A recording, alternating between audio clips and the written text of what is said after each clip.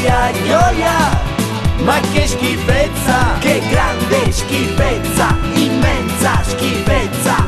Gioia, ma che schifezza, che grande schifezza, e la namunnizza. Facisti una torta, ricrema e ricotta, ti vinno un po' storta, paria una pagnotta, né cruda né cotta.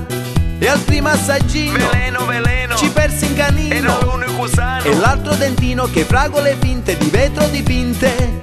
Facisti una torta, La cosa più storta, mi vinne la sciolta. chi botta. Ho posto la panna, mettiste di sopra la crema da nonna.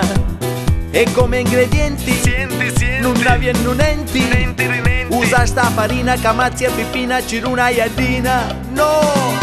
Gioia, ma che schifezza. Vedala sa stare non è cosa di mangiare, vedala sa stare non sai cosa cucinare. Gioia, ma che schifezza. Vede stamattina stai lontano dalla cucina, vede stamattina fatti una Facisti un passeggiatina. budino, ti vinni bruttino, di forma un po' strana, paria una campana al gusto banana.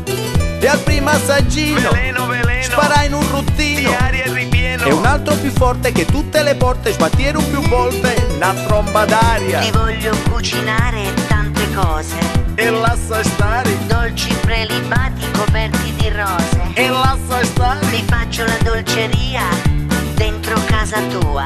Io do la torta a tia e tu il cannolo mia. Gioia, ma che schifezza. Vedala sa stare non è cosa di mangiare, vedala sa stare non sai cosa cucinare. Gioia, ma che schifezza. Vede stamattina stai lontano dalla cucina, vede stamattina fatti una passeggiatina. Ragazza caliente, non sape fare niente, pensa solo a una cosa e a due pusa riposa.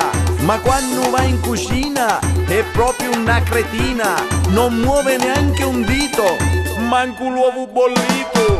Gioia, ma che schifezza. Vedala sa stare non è cosa di mangiare, vedala sa stare non sai cosa cucinare. Gioia, ma che schifezza. Vede stamattina stai lontano dalla cucina, vede stamattina fatti una passeggiatina. Gioia, ma che schifezza.